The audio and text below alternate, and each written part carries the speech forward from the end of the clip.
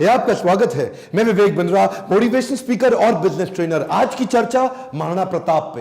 Comment box में बहुत आपने रिक्वेस्ट किया था, कौन है महाराणा प्रताप? 7.5 फुट के कुंभलगढ़ में जन्म लिए मेवाड़ी राजा, राजस्थान के शक्तिशाली राजपूत। वो जब पूरा अकबर भारत को जीत चुका था, तब अकेले मेवाड़ में ये खड़े हुए अकबर के खिलाफ। अकबर को देखिए, अकबर कभी जीता नहीं, राणा कभी हारे नहीं। कौन थे महाराणा प्रताप? जब हल्दी घाटी का युद्ध हुआ था, 80,000 की सेना थी अकबर की, 15,000 की सेना थी महाराणा प्रताप की। ध्यान दीजिएगा, वो 80,000, ये 15,000। राणा बोलते थे एक आदमी 5 को खत्म करेगा।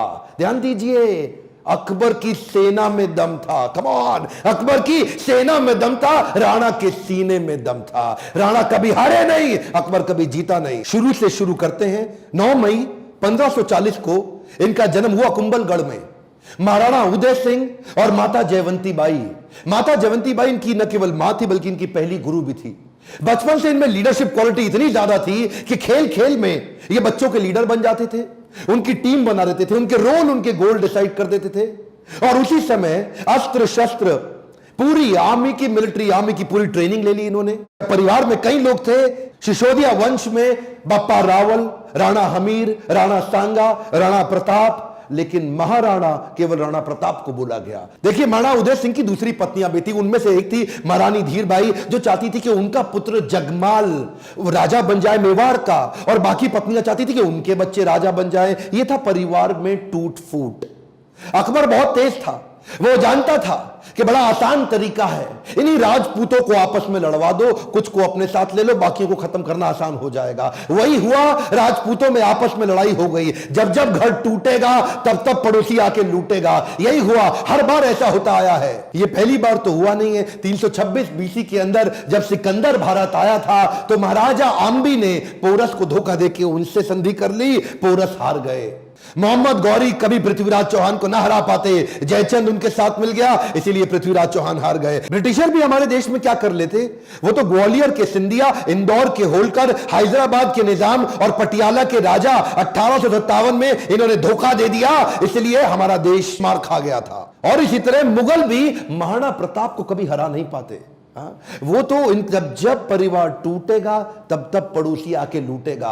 आमेर के महाराज को इन्होंने अपने साथ ले लिया, टोडरमल को अपने साथ ले लिया, जयसिंह को अपने साथ लिया। इन्होंने परिवार के ही लोगों को तोड़वा के अपने साथ जोड़ लिया। अकबर स्मार्ट था। यहां पे महाराणा प्रताप अकेले पड़ गए, लेकिन भीलों की सेना बनाई। वो जो जंगली भील होते हैं, उनकी मदद ली, उनको ट्रेन किया। ये हारे नहीं कभी। महाराणा प्रताप वो आते थे, इनको पर अटैक करते थे। थोड़े दिन के लिए महाराणा प्रताप इधर उधर निकल करके फिर दोबारा नई सेना बना के फिर खड़े हो जाते। देखिए, ना तो ये महाराणा प्रताप को मार पाए, ना ही उसको पकड़ पाए। महाराणा प्रताप हर बार बाउंस बैक करते थे। महाराणा प्रताप शरीर से इतने ताकतवर, 7.5 फुट की उनकी हाइट, 70 किलो का उनका कवच, 10-10 किलो के जूते, 10-10 किलो की तलवार, 80 किलो का भाला। बहलोल खान को कैसे काट डाला? कौन था बहलोल खान? ये थे अकबर का सबसे बड़ा सेनापति, जो हल्दी घाटी के युद्ध में आया था। एक तलवार की काट से इन्होंने बहलोल खान समेत उनके घोड़े को 2 हिस्से में चीर डाला। ये बार बार लड़ाइयों का कारण समझिए।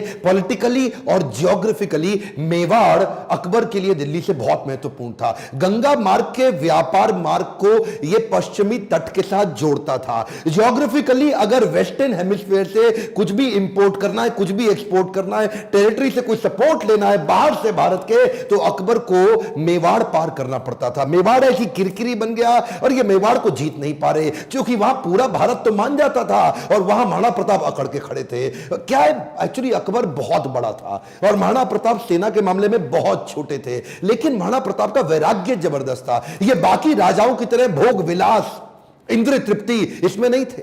ये बोले कि मैं अपनी सेना के बीच में रहूंगा। ये भीलों के बीच में जाके रहने लगे, जंगल में रहते थे। उबली सब्जी, कच्चा खाना खाना, जमीन पे सोना, पत्तल पे खाना, कोई बिस्तरा ना होना, सर पे छाता नहीं, पैरों में जूता नहीं, आम जीवन जीना उनके साथ। और तभी भील, जितने भील लोग वहां के हुआ करते थे, जंगली आदिवासी, वो उनके साथ जुड़ गए। वो तन मन धन से जुड़ गए। वो कहते थे अगर आप कहें अभी गर्दन कटवा देंगे। अकबर इसीलिए घबराता था। अकबर ने कई बार कई लोगों को भेजा, इन्होंने टोडरमल को भेजा, इन्होंने राजा मान सिंह को भेजा, इन्होंने और हिंदू राजाओं को भेजा कि तुम जाके इनको समझाओ। जलाल खान, कोरची, भगवान दास सब आए। एक्चुअली 8 बार प्रपोजल लेके आए। एक प्रपोजल तो महाराणा प्रताप को क्या दिया कि आधा हिंदुस्तान तुम्हारे नाम कर देंगे, बस मेवाड़ हमारे लिए छोड़ दो, हमारा आधिपत्य स्वीकार कर लो। महाराणा प्रताप क्या जवाब देते? वो तो महाराणा प्रताप है।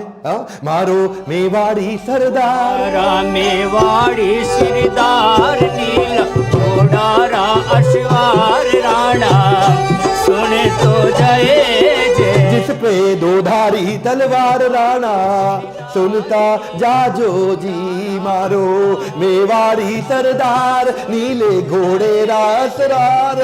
कितनी सुंदर लोकगीत है। इतने सुंदर, आज भी इनको भगवान मानते। मारो मेवाड़ी सरदार। और ये तो क्या, अब्राहम लिंकन की मां ने उनको एक बार कहा कि बेटा तुम हिंदुस्तान जा रहे हो? बोला हाँ मैं हिंदुस्तान जा रहा हूं, एक काम करना मेरे लिए वहां से कुछ लाते आना। क्या चाहती हो मां? बेटा मैं चाहती हूं कि हल्दी घाटी से थोड़ी मिट्टी लेकर के आना। मैं महाराणा प्रताप आज भी उनको पूजनीय इसलिए मानती हूं क्योंकि वो राणा ने आधे देश के बदले, एक खमौन क्या, आधे देश के बदले अपना छोटा सा राज्य मेवाड़ बदले में अकबर को देने को तैयार नहीं हुआ। अकबर बोलते थे आधा देश तुझे दे दूंगा अगर तू केवल मेवाड़ मेरे लिए छोड़ दे। मेवाड़ स्ट्रैटेजिकली इतना इंपॉर्टेंट, लेकिन महाराणा प्रताप तो महाराणा प्रताप। मारो मेवाड़ी सरदार। हल्दी घाटी का युद्ध 1576 का, इतनी छोटी सेना होने के बावजूद महाराणा प्रताप स्ट्रैटेजिकली युद्ध को कैसे लड़े? देखिए अरावली की जो रेंज थी, पहाड़ियों की और घाटियों की, उसकी बहुत जानकारी थी इनको। कीका ये वहीं पैदा हुए, वहीं घूमे। छापामार युद्ध, द्विकंटक नीति, सैनिकों को बोले पहाड़ियों में ऊपर से और घाटियों के नीचे से पूरी तरह कवर करो, और अफगानी राजाओं को अपने साथ लिया। हाकिम खान जो उस समय अकबर के खिलाफ था, ये जैसे जैसे अकबर इनके खिलाफ लड़ते, ये भी अपने स्ट्रेटेजिक अलायंस को बिल्ड करके अफगानी राजा को अपने साथ लेके आए। बहुत छोटी सेना के बावजूद अकबर के छक्के छुड़ा दिए। अकबर सामने नहीं आता था इनके, अकबर को डर था।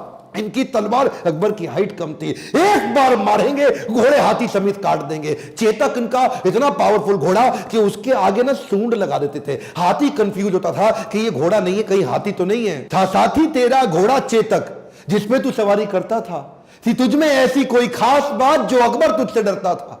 ये जो चेतक घोड़ा था, नीले रंग का अफगानी घोड़ा, ये एकमात्र ऐसा घोड़ा है जिसके ऊपर कई कविताएं बन चुकी हैं आज तक देश में। चेतक, इसको अपने पुत्र से ज्यादा प्रेम करते थे महाराणा प्रताप। वो युद्ध के दौरान उन दिनों हाथी की सूंड के आगे तलवारें लगी होती थी। जब ये छलांग मार के अपने घोड़े के साथ जा रहे थे तो उस तलवार से एक पांव चेतक का कट गया। युद्ध के दौरान जब महाराणा प्रताप अकेले फंसे थे ना, तो यही वो चेतक था जो इनको भगा के एक कटी टांग से 28 फीट का गहरा नाला टाप के चला गया।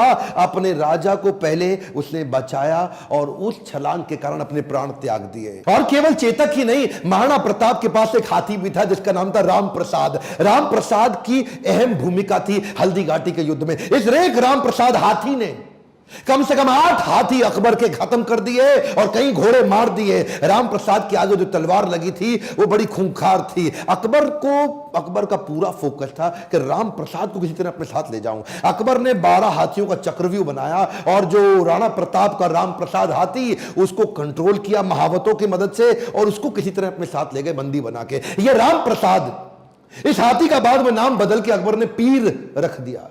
और ये पीर हाथी, इसको 28 दिन तक अकबर बोलते रहे सब कुछ खिलाओ सब कुछ पिलाओ। राम प्रसाद ने सब खाना बंद कर दिया, अन्न जल का त्याग कर दिया।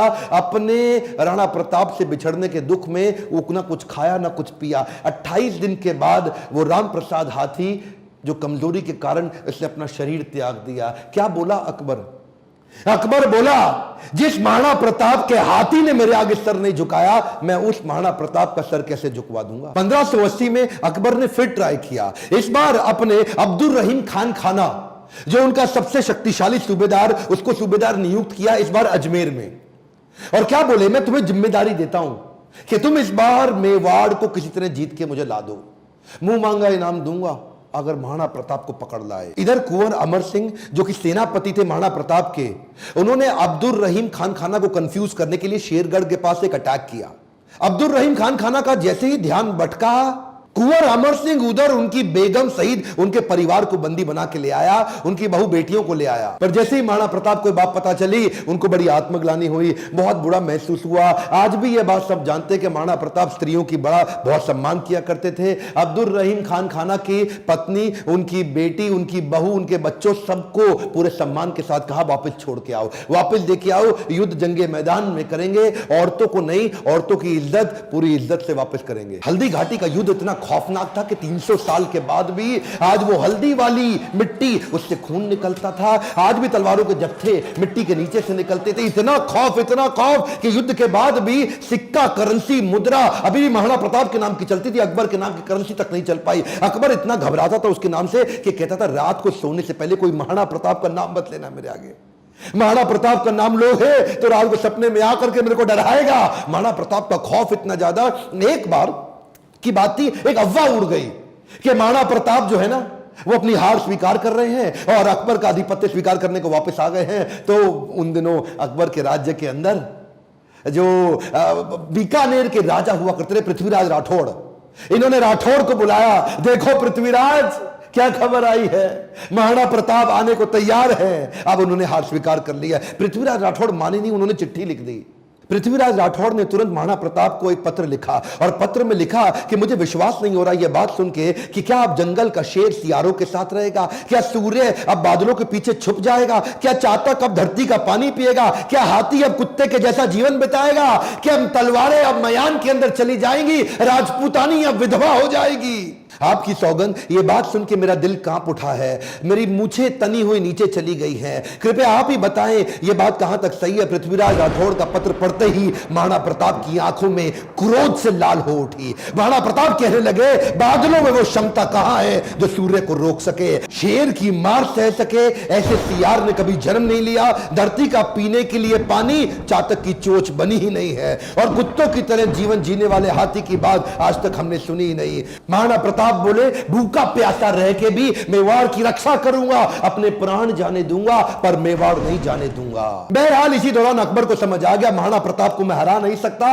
और धोखा दे के हराना यह अकबर की आदत नहीं थी। अकबर को इसीलिए महान राजा भी बताया गया है। आने वाले समय में अगर आप चाहेंगे तो मैं अकबर पे भी एक वीडियो बनाऊंगा। पर वापस चलते हैं, उसी समय अकबर का फिर ध्यान बट गया। अकबर अब ईस्टर्न साइड चला गया, सदर्न साइड चला गया, उसने मेवाड़ को छोड़ दिया और इधर महाराणा प्रताप ने पूरे मेवाड़ पे फिर से अपना कब्जा कर लिया। कुछ दिन, हफ्ते, महीने ठीक बीते। उन्हीं दौरान एक शिकार करते वक्त, उस समय किसी शेर का शिकार करते वक्त महाराणा प्रताप का किसी एक्सीडेंट में उनका देहांत हो गया, उनकी मृत्यु हो गई। ये बात जब अकबर को पता लगी, अकबर एक ऐसा राजा था, अपने शत्रु प्रताप की मृत्यु पे बहुत रोया और चिट्ठी लिख करके बोला कि महाराणा प्रताप एक बड़े शक्तिशाली, बड़े मेधावी और एक ऐसे राजा थे जिन्होंने अपने गौरव को कभी समाप्त नीचे झुकने नहीं दिया और मुझे एक बात का दुख रहेगा, मैं जीवन भर महाराणा प्रताप को कभी हरा नहीं सका। ध्यान दीजिएगा, लेसन्स में लर्निंग बहुत सारी हो सकती है, पर महाराणा प्रताप को इतना संघर्ष इसीलिए करना पड़ा क्योंकि आपस में राजपूतों की कभी बनी नहीं।